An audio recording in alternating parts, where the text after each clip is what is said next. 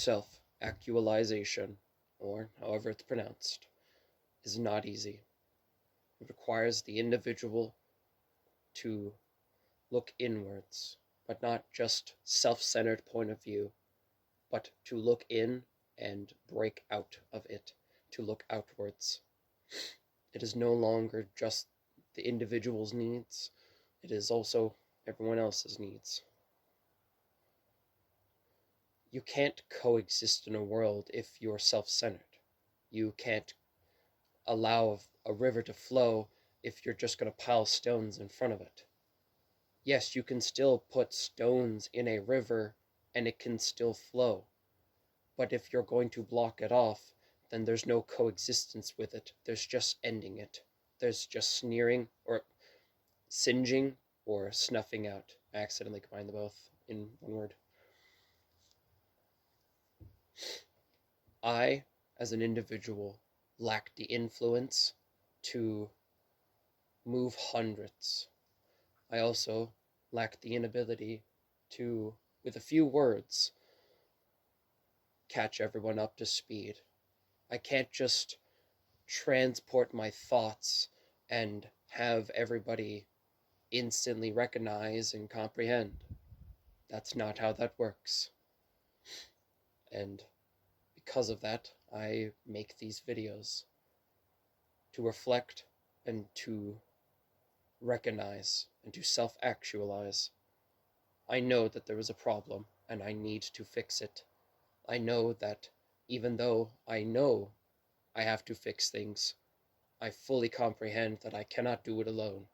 I lack the mental health and I lack the resources and the environment in which I can properly nourish and mature, or grow and mature as a person.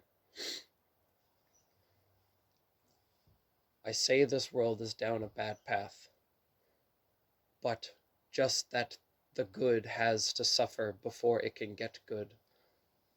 In the most skeptical way that I can,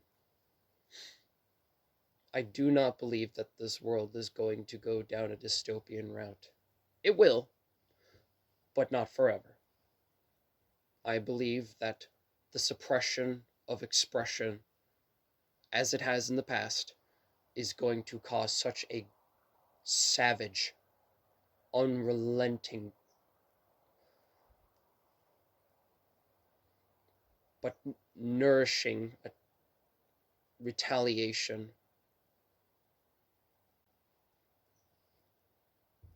Obviously, I shouldn't be saying this because that might make people want to make change, and the people who have power don't want there to be change. But there's a reason why they're stupid, and the poor, the widowed, the sickly, the foreigner is the reason why some of them, even though they're never known, could be some of the most smartest people. Because, they understand that, well, if I'm in this world too, I might as well coexist with it so that I can prolong, or I don't feel like I break any form of cycle that has this constant hungering need to fill in this void. You break the cycle, you break any form of making purpose. I believe in overpopulation, and I truly do believe that I am the results of overpopulation. I believe that bloodlines either need new genes to fix, reinforce, or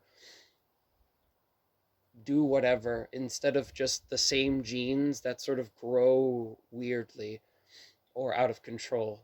I truly believe that with my mental cognitive issues and my physical issues, I am sort of that crop that isn't really rotted or spoiled or wrong, but it's starting to grow into something that is bad. I also see that in the world. I see that this world is not evil, rot. I just know that there is rot happening, that in its growth, not from the stem, but its growth. is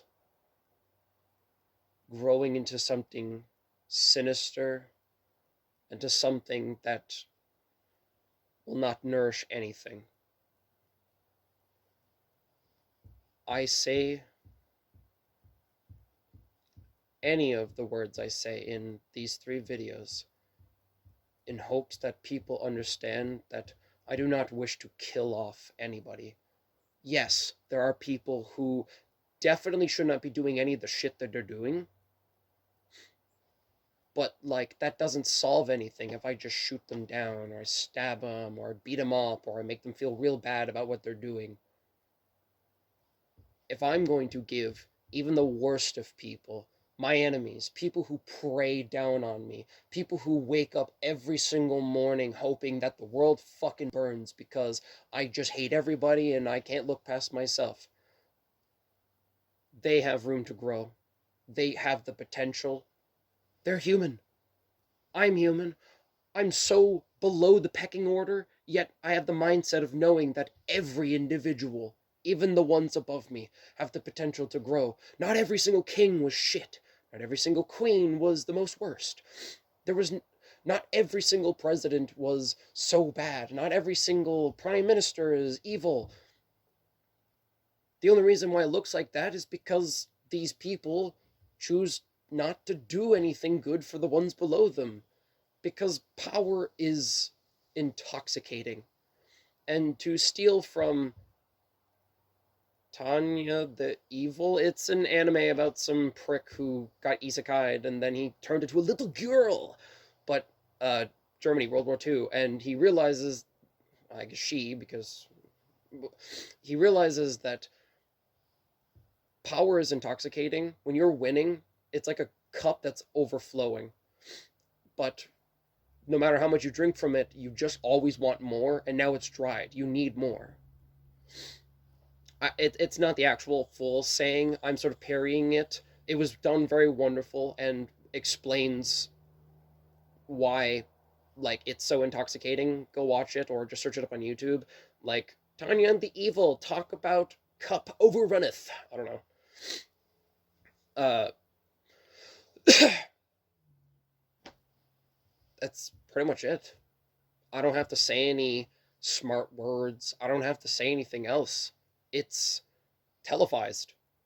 And like what a lot of other people are saying, unfortunately, the revolution's also going to be televised because that's going to make profits and whatnot. This world is wounded. This world is bleeding and red flag, I'm going to make a joke in a serious situation.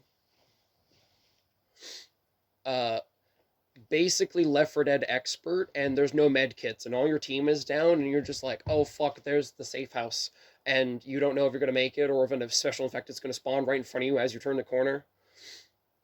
But you know there's medikits in there. It's there, but you need to get to it first.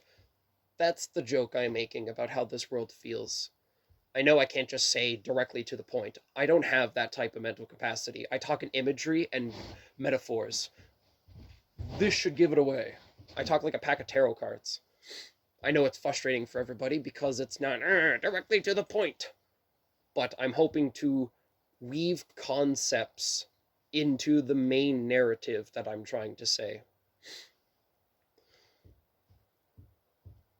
But to bring it back,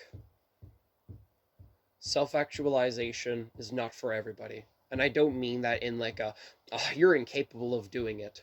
I just mean there are some who are either too far gone. There are some people who genuinely refuse to change. There are those who are so stuck in their ways that there is literally no other point of view.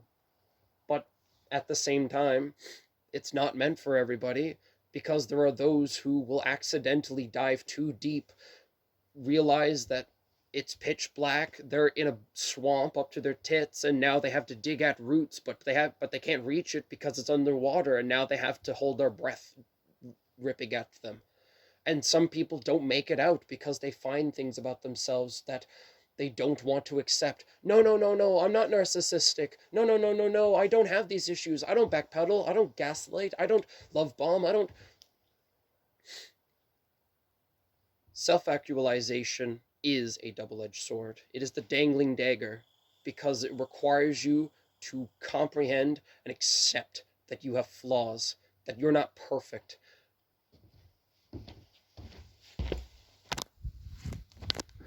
I dread the day that perfection never becomes one thing, because the moment someone is perfect, there are no flaws, and they are able to perform every single thing without flaw, then that ceases the means of pursuit. No one would ever need to pursue anything ever again once perfection is found. And I hope to God we never find it.